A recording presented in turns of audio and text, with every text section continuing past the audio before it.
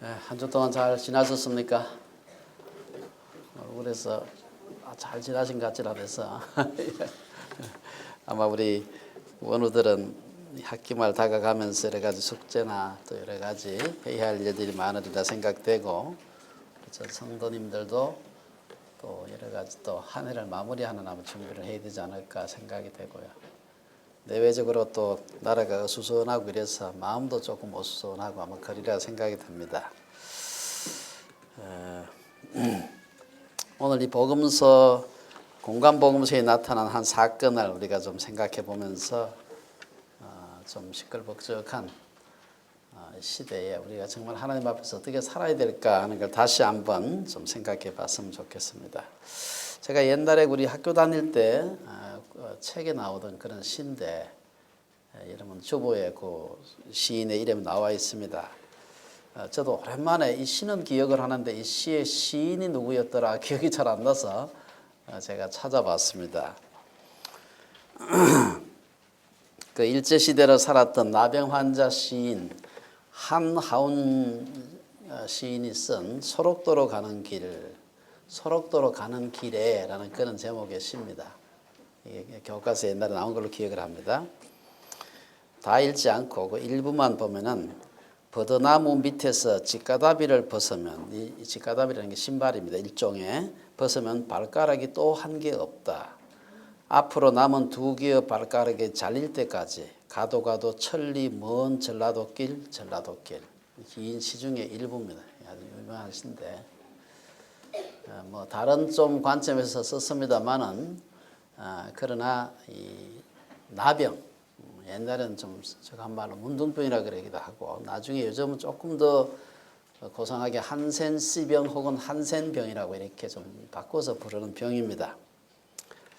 제가 사실 어릴 때 시골에서 살 때 시골 저희 동네에 아주 얼굴이 이상하게 생긴 분이 한 분 계셨어요.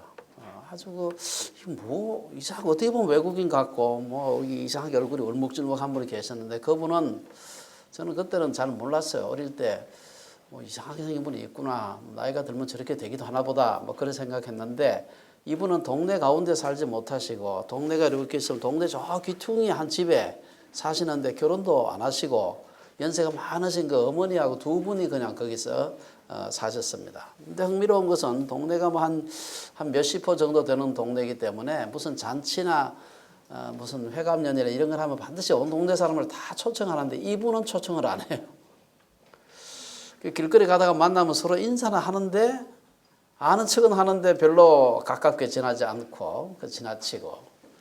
그래서 이분을 그 동네에서 같이 농사일 할 때 서로 뭡니까 품앗이라 그러죠. 내가 가서 좀 해주고 또 그쪽에서 내 바쁠 때 좀 와 해주고 또 품을 팔기도 하고. 근데 이분은 생전에 불러질 않아요. 이분은 뭐 건장하신 분인데, 그러니까 이분이 먹고 살 길이 별로 없으니까 조그마한 배가 하나 있었어요. 한 사람 딱 타는 배인데 그 배를 타고 우리 그 낙동강 그 지류가 큰 지류가 있어서 거기 나가서 늘 고기를 잡아가지고 그걸 팔기도 하고 또 자기가 먹기도 하고. 그래서 제가 지금 돌이켜서 보니까 그분이 사실은 양성 나 환자는 아닌데 음성 나 환자인데, 과거에 그 나병을 앓으면서 이제 얼굴이 막 엉망이 됐는데 그런 분이었어요. 그러니까 동네에서 사실 그분이 음성 나 환자인데도 불구하고 혹시나 싶어가지고 초청을 안 하는 겁니다. 이상하게 생기기도 하고, 그리고 그분도 아무도 부르지도 않고 시골에서 뭐 먹고 살 길도 없고 하니까 고기를 잡아가지고 이렇게, 저희는 그게 그렇게 부러웠어요. 야, 저 배 한번 타봤으면 얼마나 좋을까 하고 저는 어릴 때 했는데, 그분은 그게 세급이었습니다.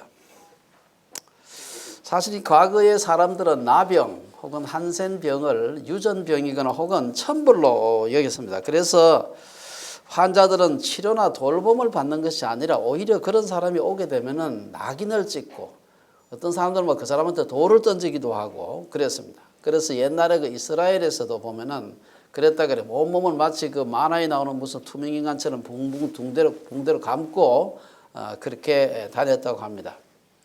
그러니까 이런 사람들끼리 모여가지고 외딴 곳에 숨어서 살 수밖에 없었고, 우리 한국에서는 이제 소록도라고 하는데 모아가지고 집단으로 수용하면서 거기서 치료도 하고 병원도 이제 세우고, 지금 소록도 국립병원이라는 게 있다고 제가 얘기를 들었습니다. 근데 이것이 1873년에 노르웨이 의사였던 제랄드 한센이라는 분이 1873년 같으면 이제 그 미생물이 있다는 걸 안 지가 한 20년 정도 됐을 때 1850년대에 고호라는 사람이 처음으로 눈에 보이는 이런 생물 세계 말고 미시적인 이 세계로 가서 현미경으로 들여다보면 거기만 보이는 아주 넓은 그런 생물 세계가 있다는 걸 처음으로 발견하게 됩니다. 그리고 불과 한 20년 뒤에 이 나병이라는 것이 나균이라고 하는 이 병균에 의해서 전염되는 병이라는 것을 알게 됩니다. 이게 뭐 천형이다 뭐 이게 아니라 그냥 병이다 하는 것을 알게 되었습니다. 병원균은 처음 발견했지만 그걸 고칠 수 있는 방법이 개발된 건 아니고요. 그건 한참 뒤에 이제 그 약이 개발되게 됩니다. 지금은 좋은 약들이 많이 개발되어서 그 약을 투약하면은 병의 진행도 막고 전염력도 줄이고 거의 완치가 가능하다 하는 얘기를 제가 들었습니다. 나병에 걸리면은 일반적으로 그 외모가 심하게 망가지는데 왜 망가지는가 하면 제가 보니까 나병균이 몸이 좀 찬 데를 좋아한대요. 그래서 우리 몸에서 찬 데가 어딘가 하면 좀 튀어나오는데 코라든지 귀라든지 손가락이라든지 뭐 눈이라든지 이런 데가 이 안에 내장에 비해서 온도가 상당히 낮답니다. 그게. 그러니까 거기를 제일 잘 파먹는데 그러면서 거기 들어있는 여러 가지 신경들을 다 갉아먹기 때문에 아픈 줄도 모르고 자기도 모르게 나중에 가면 발가락 하나씩 떨어져 나가고 귀가 떨어져 나가고 그렇다고 합니다. 문제는 그렇게 온몸이 망가져 가는데도 환자가 전혀 그걸 의식하지 못하고 느끼지 못하고 산다는 것입니다. 우리 몸에 어디 찔렀을 때 불에 데였을 때 아프다 하는 것은 굉장히 중요한 생명을 지탱하는 데 있어서 아주 중요한 겁니다. 우리 인생에 있어서 아무런 고통이 없이 우리가 살게 된다면 내가 살았는지 죽었는지 알 수가 없는 것입니다. 때때로 가다가 사업에 어려움을 당해보기도 하고 우리 학생들 시험 잘 못 쳐보기도 하고 뭐 아파보기도 하고 이렇게 하면서 우리가 살아있구나 하는 걸 그 고통을 아는 것이죠. 오늘 본문은 이 나병에 걸린 사람이 예수님께 나와서 고침을 받는 얘기를 기록을 하고 있습니다. 18장 마태복음 그 8장 1절에 보면 예수께서 산에서 내려오시니 수많은 무리가 따르니라. 한 나병 환자가 나와 절하며 이르되 주여 원하시면 저를 깨끗하게 하실 수 있나이다. 예수께서 산에서 내려오시니 요 마태, 마가, 누가복음, 요한복음엔 이 기사가 없습니다. 요 공간복음 세 군데 나오는데 사실 조금 기록이 약간 다른데 앞뒤 문맥을 봤을 때 거의 같은 사건을 세 기자가 조금 다른 각도에서 아마 쓴 게 분명한 것 같아요. 예수께서 산에서 내려오시니 우리 아까 누가복음만 읽었습니다만 요 마태복음은 산에서 내려오셨다. 그럼 산에서 내려오셨으면 산에서 뭐 하셨을까? 아마 산에서 산상수훈을 하신 후에 내려오셔가지고 가버나움으로 가는 길 어디쯤에서 아마 지금 오늘 이 사건이 일어나지 않았을까 좀 생각을 합니다. 정확하게 언제 어디선지는 잘 모릅니다만은 여기 보면 한 나병 환자가 예수께 와서 꿇어 엎드려 간구하여 이르되 이렇게 시작을 합니다. 사실 이 나병이라고 하는 것은 그 당시에 사람들 앞에 나서지 못하는 병이었습니다. 요즘도 조금 그렇습니다. 요즘은 이제 많이 좀 달라졌습니다만은 그 당시에는 나병은 사람들 앞에 나서지 못하는데 중요한 것은 예수님이 많은 치유 사역을 하시고 또 말씀을 전하시고 할 때 수많은 사람들이 모여 있는데 나병 환자가 거기 와서 비집고 들어가서 아마 예수님 아주 가까이 가지는 않았을지 모르지만 어쨌든 상당히 가까이 가서 예수님 앞에 무릎 꿇고 내 병을 고쳐주십시오 하고 얘기하는 것입니다. 저는 이 나병이라고 하는 것은 여러 질병들 가운데 우리의 영적인 상태하고 굉장히 유사성 있는 그런 질병이 아닌가 그런 생각을 해봤습니다. 아마 나병균은 죄라고 할 수 있을 테고 나 환자는 우리 죄인들이 아닐까 그런 생각을 해봤습니다.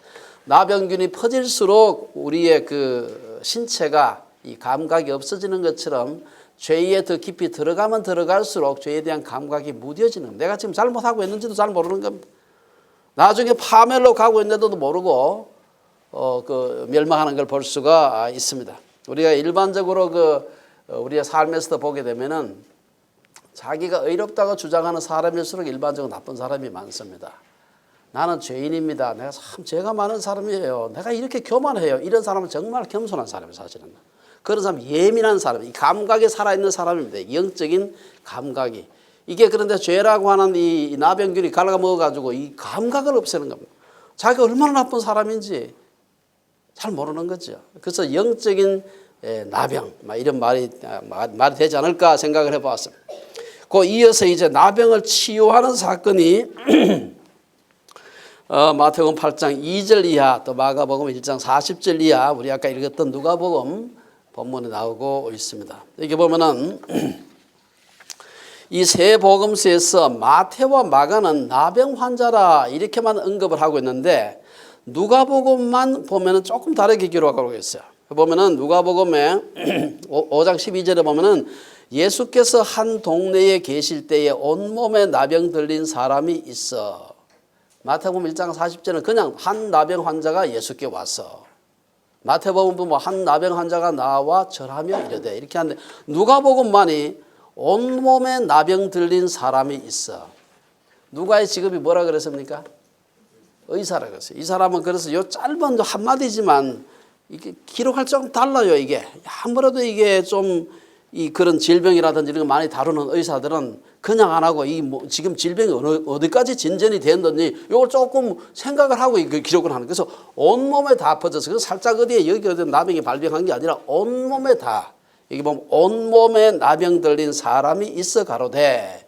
그래서 누가는 의사로서 병에 대해서 좀 더 자세하게 그리고 구체적으로 기술하는 것이 몸에 배어 있는 것으로 보입니다.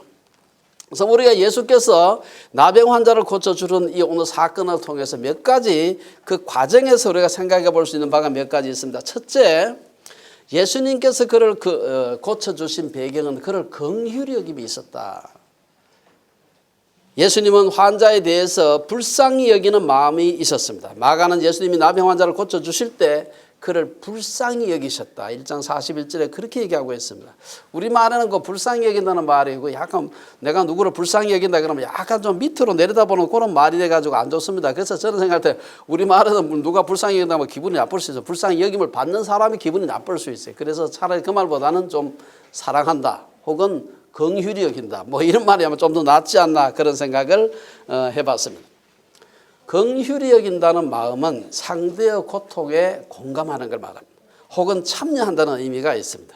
남의 일이 아니라 내 일이구나. 저 참 고통스러운데 얼마나 아플까. 자기의 고통인 것처럼 생각하는 마음이죠. 예수님께서 그런 마음을 가지고 이 나병 환자를 대하시는 걸 볼 수가 있게 됩니다. 당시 사람이 나병과 같이 심각한 질병에 걸리면 이건 틀림없이 저 사람이, 우리는 잘 모르지만 아마 큰 죄를 지어가지고 저 병에 걸렸을 거야 라고 하는 것이 당시의 일반적인 사람들의 생각이었습니다. 그래서 사람들은 나병이 불결하고 전염될 수 있기 때문에 멀리 했을 뿐 아니라 그가 죄인이라고 생각했기 때문에 그를 멀리 했습니다. 제가 어느 주석을 하나 보니까 나병은 어떤 사람이 걸리는가, 이 성경에 나온 얘기는 아닙니다. 어떤 주석에 보니까 그런 얘기, 나병은 이스라엘 히브리 사람들 사이에서 남을 중상 비방하는 사람이 걸리는 죄다, 뭐 그렇게 내려오는 얘기가 있대요. 그러니까 중상 비방하는 죄가 사실은 율법에서 굉장히 중요한 죄인데, 그 죄를 지은 사람이 나병 걸린다. 그래서 사실 나 환자도, 이제 그 나병 환자도 예수님께 나오면서 뭐라고 얘기하는가 하면 자기가 지금 죄인이라고 생각을 하는 거예요. 그렇기 때문에 자신과 같이 중한 죄인, 병이 중하기 전에 죄를 지어서 중한 병자가 된 자기를 예수님께서 고쳐주실 것인가에 대한 확신이 없었습니다. 그래서 먼저 물어보는 겁니다. 주여 원하시면 나를 깨끗하게 하실 수 있나이다. 원하시면 고칠 수 있는 분이긴 한데 원해야 될 거 아니에요. 그런데 이 죄인을 과연 고쳐주시기를 원하실까 하는 마음 때문에 이 질문을 하는 것을 볼 수가 있습니다. 그런 나병 환자를 가리켜서 예수님께서 긍휼히 여겼다. 죄를 지었다고 막 이렇게 그렇게 막 낮게 보고 혹은 꾸중하고 하는 게 아니라 그를 긍휼히 여겼다. 두 번째, 예수님께서 이 사람을 고쳐주시면서 위험을 감수하신 것을 볼 수가 있습니다. 이게 보면은 오늘 본문에 보면은 예수님께서 그에게 손을 대셨다 하는 말이 있어요. 마가와 누가는 예수님이 환자를 보고 단지 마음으로만 불쌍히 여긴 것이 아니라 그에게 손을 대시고 고쳐주셨다, 그렇게 기록하고 있습니다. 여러분, 모세 율법에 의하면 나병 환자를 이 손을 대는 것, 터치하는 것은 이것은 아주 부정한 일입니다. 레위기 기자는 이렇게 말합니다. 오늘 레위기 13장에 보면은 제사장은 그를 진찰할지니 그 대머리에나 이마 대머리에 돋은 색점이 희고 불구스름하여 피부에 발생한 나병과 같으면 이는 나병 환자라. 부정하니 제사장이 그를 확실히 부정하다고 할 것은 그 환부가 그 머리에 있음이니라. 나병 환자는 옷을 찢고 머리를 풀며 윗입술을 가리고 외치기를 부정하다 부정하다 할 것이요. 나병 걸린 것은 부정하다 하는 것입니다. 나병은 율법에서 사회로부터 격리를 명하는 그런 매우 불쾌한 그런 피부병이었습니다. 그래서 나병 환자들은 사회적으로 버림받은 존재였고 대부분의 건강한 사람들은 그들을 피했을 뿐 아니라 무시했습니다. 나병 환자의 접촉은 금지되어 있었고 사람들은 병자를 만진다는 생각만 해도 섬뜩했습니다. 실제로 율법은 나병 환자를 사회에서 격리시키라고 율법에서 얘기를 하고 있습니다. 레위기 13장 46절에 보면은 병 있는 날 동안은 늘 부정할 것이다. 그가 부정한 적 혼자 살되 진영 밖에서 살지니라. 못 살게 했어요. 저 동네 저 사람들하고 안 맞는데 그거 혼자가 살라고 하지 사람들 속에 못 살게 했습니다. 하지만 그 사람을 불쌍히 여기는 예수님의 마음이 율법적으로 부정하게 되는 부담을 압도했어요. 소위 말해서 위험을 감수하신 것이죠. 예수님은 정결 예식을 위반하면서까지 그를 사랑하셨습니다. 부정한 것과 관련해서 레위기서는 이렇게 기록합니다. 만일 부지 중에 어떤 사람의 부정에 닿았는데 그 사람의 부정이 어떠한 부정이든지 그것을 깨달았을 때에는 허물이 있을 것이요. 예수님께서 그 환자를 고쳐주기 위해서 그 당시에 율법에서 금하는 그 위험까지. 그럼 누가 욕하겠습니까? 율법을 잘 지킨다고 하는 바리새인들 서기관들 얼마나 막 손가락질하고 욕을 하겠습니까? 그런데 손을 대고 그를 고쳐주셨어요. 세 번째, 그럼에도 불구하고 예수님께서 율법을 무시하지 않으셨다고 얘기하고 있습니다. 예수님은 나병을 고쳐주신 후에 제사장에게 가서 완전히 나았음을 보여라 하고 환자에게 얘기하고 있습니다. 8장 4절 이 세 복음서에 다 똑같이 나옵니다. 이것은 예수님이 율법을 무시하지 않으셨음을 의미하는 것입니다. 예수님은 나병에 대한 율법의 규례를 비록 율법에서 금하는 바대로 금하는 것처럼 그렇게 그 손을 대고 고쳐주셨지만 그러나 그가 낫고 난 뒤에는 가서 제사장에게 보이고 그 정한 대로 예물을 드려서 제사장의 입으로 이 사람은 깨끗하다 하니까 사람들 속에 살 수 있도록 공표를 하도록 하라는 것입니다. 예수님은 율법을 범하거나 제사장들을 기분 나쁘게 할 일을 하지 않으셨습니다. 당시 많은 서기관과 바리새인들은 예수님이 율법을 폐하러 오셨다라고 오해하고 비방했습니다만은 예수님은 마태복음 5장에 보면은 내가 율법이나 선지자를 폐하러 온 줄로 생각하지 말라. 폐하러 온 것이 아니요 완전하게 하려 함이라 이렇게 말씀하셨습니다. 네 번째로 우리가 이 나병을 고치는 과정을 보면서 예수님께서 그 환자의 삶을 배려한 것을 볼 수가 있습니다. 예수님은 환자가 사회로 복귀해서 정상적인 삶을 유지하도록 하셨습니다. 그래서 우리가 조금 전에 말씀드린 것처럼 나병 환자에게 그 나은 몸을 가지고 가서 제사장에게 보이라. 그리고는 모세가 명한 예물을 드려 그들에게 입증하라. 이렇게 말씀하셨습니다. 그래서 사람들이 이 사람이 정말로 이제 완전히 나았구나 하는 것을 사람들에게 공표함으로써 그 사람이 다시 사회로 복귀해서 정상적인 어떤 직장 생활이라든지 사람들과의 관계를 맺고 살아갈 수 있도록 하라는 것입니다. 그렇지 않고는 아무리 내가 예수님께 나를 손을 대서 고쳐주셨다 해도 정말 나았는지 알 수가 없는 제사장이 선포할 때까지는 사람들이 가까이 하지 않는 것입니다. 가까이 하지 않는데 무슨 직업을 가질 수 있겠으며 어떻게 그 사람들하고 관계를 맺고 살겠습니까? 예수님은 나병 환자에게 천국 복음을 전하시는 것도 중요했지만 이와 더불어서 환자의 지상생활, 일상적인 생활에 관심을 가졌습니다. 먹고 사는 문제가 인생의 전부는 아니지만 그러나 그것이 얼마나 중요한 일인지 아신 것입니다. 그래서 다만 병만 고쳐주신 게 아니라 제사장의 입으로 이 사람은 깨끗하다고 하는 공적인 선포를 하도록 하신 것입니다.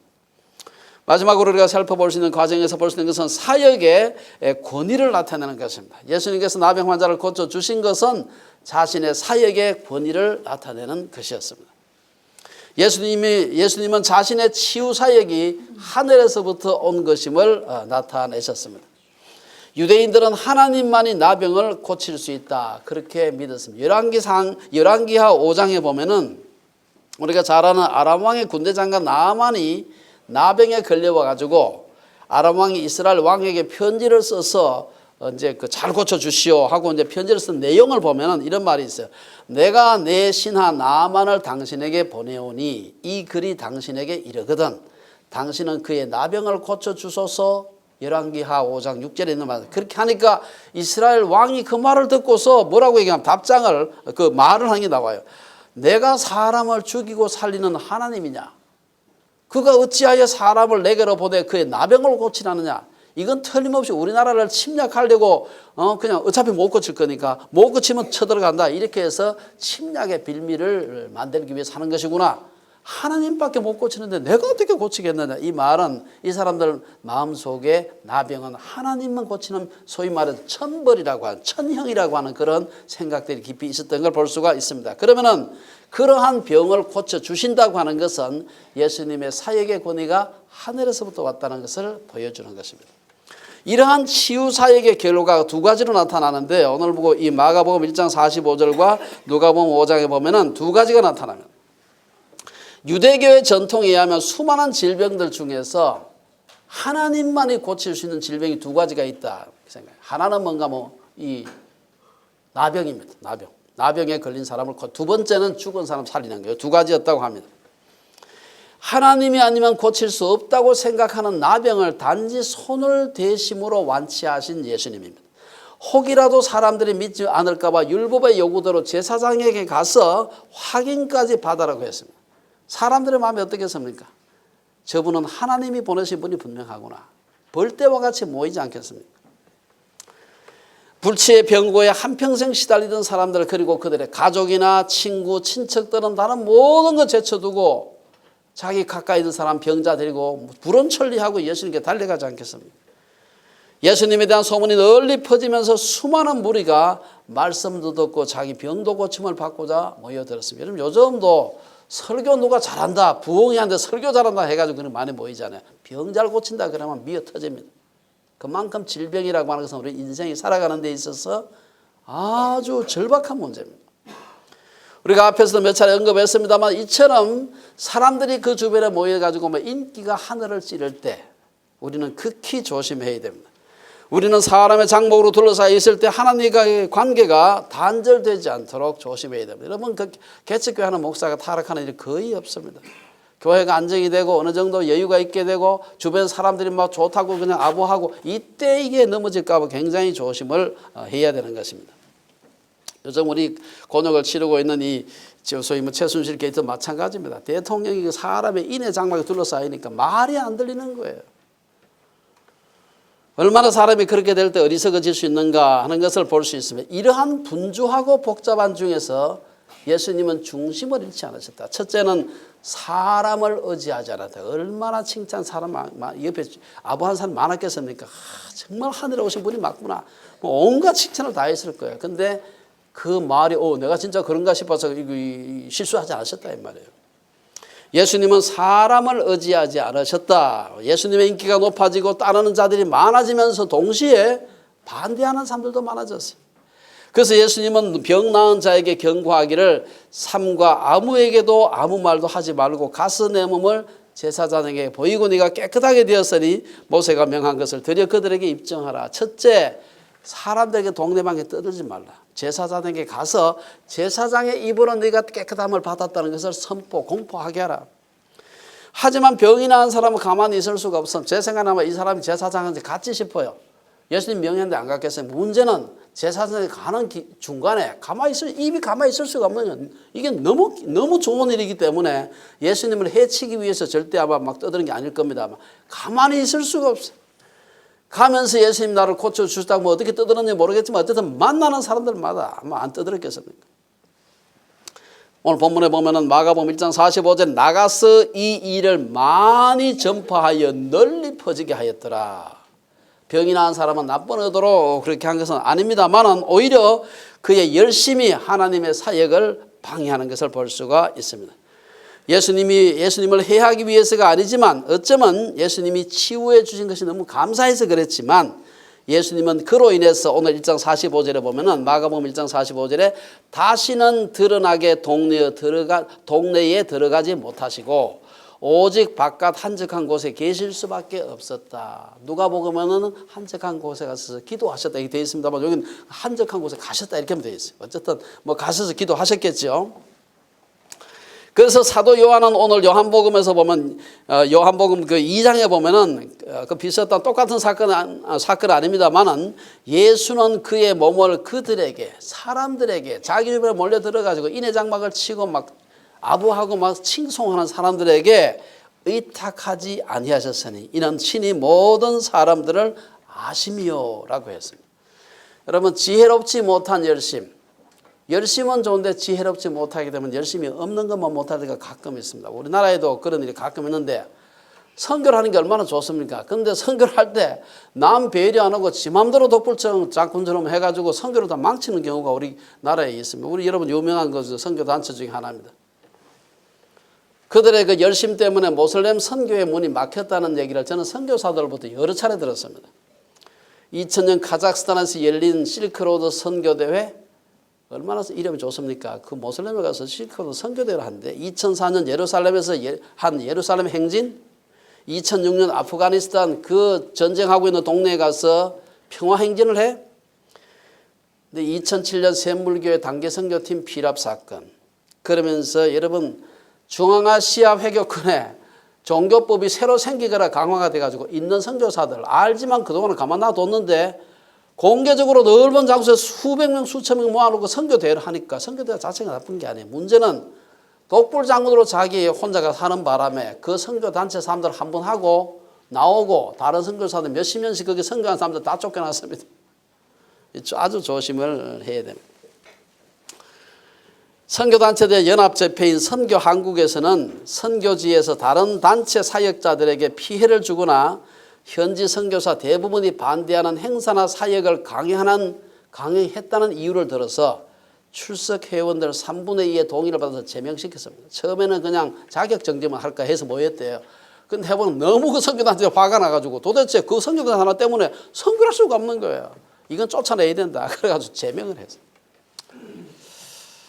그 뒤에 그 대표, 그 선교단체 대표가 한국세계선교협의회 KWMA에 사과문을 발표했습니다. 젊은 열정과 비전만 바라보고 달려가며 사역하는 과정에서 저희의 부족함과 미숙함으로 현장에서 피땀을 흘리며 헌신적으로 사역하는 여러 선교사님들께 직간접적인 폐를 끼치고 또 무리한 사역으로 인해서 적지 않은 어려움을 드렸음을 고백합니다. 현지 선교사들께 보이지 않는 부담을 주었으며 깊은 우려를 낳게 하였음을 이래 죄송스럽게 생각합니다. 또한 특정 국가에서 우리의 단기 선교 활동이 때로는 장기 선교사의 입지를 어렵게 하는 일도 있었으며 또 선교사에게 무리한 부탁을 하는 등 폐를 끼친 일도 많았습니다. 몇 차례 잘못을 인정하고 사과했지만 이 자리를 빌려 다시 한번 사과드립니다. 아주 아름다운 아무리 잘못해도 우리가 용서해 줄 수밖에 없는 사과인데 문제는 이 사과 발표하고도 하나도 변함이 없다는 게 문제입니다. 두 번째, 예수님께서 그 큰 일을 하고 사시고 난 뒤에 오늘 우리 본문에서 보면 기도의 끈을 놓지 않으셨다는 겁니다. 많은 병자들이 치유되고 놀라운 역사가 일어나고 이로 인해서 수많은 사람들이 예수님께로 모여들고 있었지만 예수님은 더 중요한 일 자신이 세상에 오신 사명을 잠시도 잊지 않으셨다는 것입니다. 병이 나은 사람은 지혜롭지 못한 행동으로 사역을 방해했지만 예수님은 이것을 하나님과 기도하는 기회로 오히려 삼으셨습니다. 이를 두고 마가는 예수님이 다시는 드러나게 동네에 들어가지 못하시고 오직 바깥 한적한 곳에 계셨으니 누가는 오늘 본문 읽었던 누가는 예수는 물러가서 한적한 곳에서 기도하시니라. 사람들에게 널리 알려지는 거, 유명해지는 거. 제가 보니까 유명해지는 건 뭐냐? 유명해지는 것은 더러워지는 것이다. 아주 어떻게 그렇게 잘 표현을 잘하는지 모르겠어요. 유명해지는 것은 더러워지는 것이다. 아주 제가 참 아멘 할 수 있는 그런 말인 것 같아요. 불교 경전인 금강경에 보면 그런 말이 있다 그래요. 저도 이 말은 처음 봤습니다만은 우리말로 그걸 번역하면 한자로 되어 있습니다만은 무릇 모양이 있는 것은 모두 다 허망하다. 그런 말이 있대요. 저 역시 늘 글을 쓰고 설교와 강의를 하면서 사람들의 입에 이래저래 오르내리는 사람으로서 유명한 데 있는 것이 얼마나 허망한가 하는 것을 늘 생각을 해봅니다. 얼마나 많은 사람들이 이 유혹을 이기지 못하고 넘어지는지 모릅니다. 예수님은 이 유혹을 단호히 거부하시고 물러가서 한적한 곳에서 기도하셨다. 이건 정말 우리 모든 앞에 나와서 분주하게 하나님 일한다고 쫓아다니는 사람들이 늘 기억해야 될 아주 중요한 예수님의 모범입니다. 결론적으로 몇 가지 말씀드리고 마치겠습니다. 오늘 본문은 한 나병 환자가 예수님께 나와 고침받는 사건을 소개하고 있습니다. 사실은 그가 느꼈던 육체의 고통보다도 더 고통스러운 것은 영혼의 나병이라고 할 수 있습니다. 아까 말씀드린 대로 육체의 나병과 같이 이 병 역시, 영혼의 나병 역시 병이 깊어질수록 자기의 영적인 감각이 무드러지는 것을 우리가 볼 수가 있습니다. 사도 요한은 소아시아 7교회들 중에 요한계시록에 나오는 얘기입니다. 유독 라오디게아 교회를 보고서 그들이 영적 나병에 걸렸다고 책망하는 걸 볼 수가 있어요. 뭐라고 얘기합니까? 내가 말하기를 나는 부자라 부유하여 부족한 것이 없다 하나 내 곤고한 것과 가련한 것과 가난한 것과 눈먼 것과 벌거벗은 것을 알지 못하는도다. 예수님께서 보니까 완전히 그냥 곤고하고 가련하고 가난하고 눈멀고 벌거벗었는데 자기들이 볼 때 감각이 없으니까 나는 부자라 부유하여 부족한 것이 없다. 이게 영적인 나병에 걸린 교회의 모습을 얘기하는 것입니다. 인간은 하나님 앞에서 나병 환자와 같습니다. 위선과 교만, 거짓과 탐욕, 이기심 등등. 목사라고 예외가 아닙니다. 어쩌면 우리 모두는 영적인 나 환자라고 정도의 차이지 모두가 나병 환자들입니다. 하나님의 특별한 은혜가 없으면 도무지 고칠 수 없는 자기중심주의, 이기주의라는 나병에 걸려 있는 것입니다. 이것은 한 개인만 그런 게 아니에요. 제 근래 저는 미국의 복음주의자라고 하는 이 미국 백인 복음주의자라고 하는 이 집단으로 이 무서운 그 질병에 걸려 있다는 것을 제가 보았습니다. 미국 대선에서 81%의 미국 복음주의자들이 트럼프를 지지했다는 보도를 접하고 우리 교회 이름이 뭡니까? EFCC 캐나다 복음주의 독립교단입니다. 이거 복음주의자가 그거 이벤젤리칼이라는 말이 들어가요. 이게 부끄럽더라고. 우리 말에 이벤젤리칼의 말이 들어가는 게 부끄럽더라고. 미국 대선이 끝난 지 수일 후에 한 사나흘 후에 미국 인터넷 신문인 Religion Dispatches라는 인터넷 매스컴이 있어요. 거기에 프린스턴 대학교의 교수인 욜란다 피어스라는 여자 교수인데 이분이 쓴 글이 있어요. 제가 일부러 했습니다. 자세하게 이게 생각보다 글이 꽤 어려워요. 제가 읽어보는 그래서 쉽게 번역이 안 되더라고요. 제가 앉아서 한참 동안 번역했습니다. 제 말로 하면 또 오해할지 모르게 읽어드리겠습니다.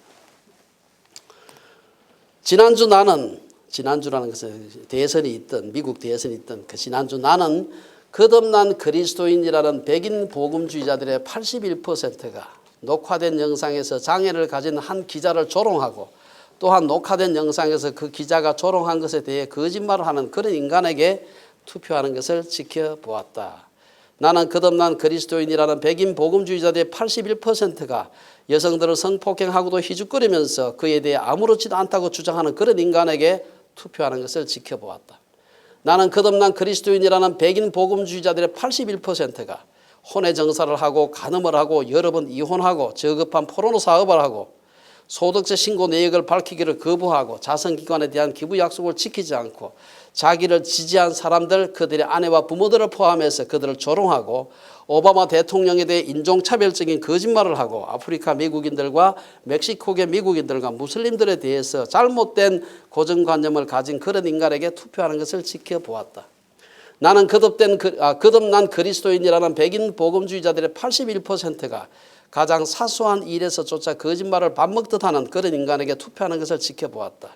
나는 거듭난 그리스도인이라는 백인 복음주의자들의 81%가 유권자 그룹에 아첨하기 위해서 아무 때나 편리하게 종교를 가졌다고 주장하면서도 그 신앙에 관한 가장 기초적인 질문조차 대답하지 못하는 그런 인간에게 투표하는 것을 지켜보았다. 지금까지 일부입니다. 미국의 백인 복음주의자들과 같이 예수를 믿는다고 하지만 영적인 나병에 걸려 있으면 아무것도 느끼지 못하고 다른 온 세계 사람들은 어떻게 저렇게 생각할 수가 있나. 저는 어제 저녁에 우리 형님하고 LA 사업을 하고 있는지 형님이 있는데 바로 2살 위에 형님은 늘 가끔가다 전화하지만 깜짝 놀랐어요. 형님이 그 LA에서 사업을 잘하고 있었는데 잘 때마다 자기 머리맡에 총알 2자루를 완전 장전해서 그 바가지만 당기면 나갈 수 있도록 해놓고 잔대요. 이야, 어째 그런 나라를 만들었나 하는 생각이 들더라고요. 그런데 총기 규제 하잖아요. 총기 규제 하는 거 반대하는 공화당입니다. 총기 규제 하자고 해서 미국의 총기가 2억자루가 퍼져요. 2억자루. 어느 무장한 군대 전체주의 국가에서 2억자루 총기가 나라가 있습니까?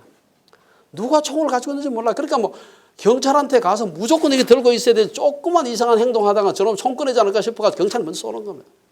그래서 그 사고가 이렇게 나는 거예요. 그 나라를 만든 것입니다.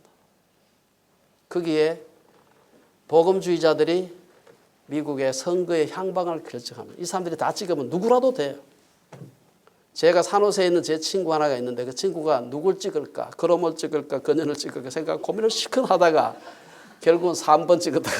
누군지 모르지만 둘 다 찍을 데가 없어서 3번 찍었다. 제가 그 얘기를 들었으면 아주 참 믿음이 좋은 친구인데.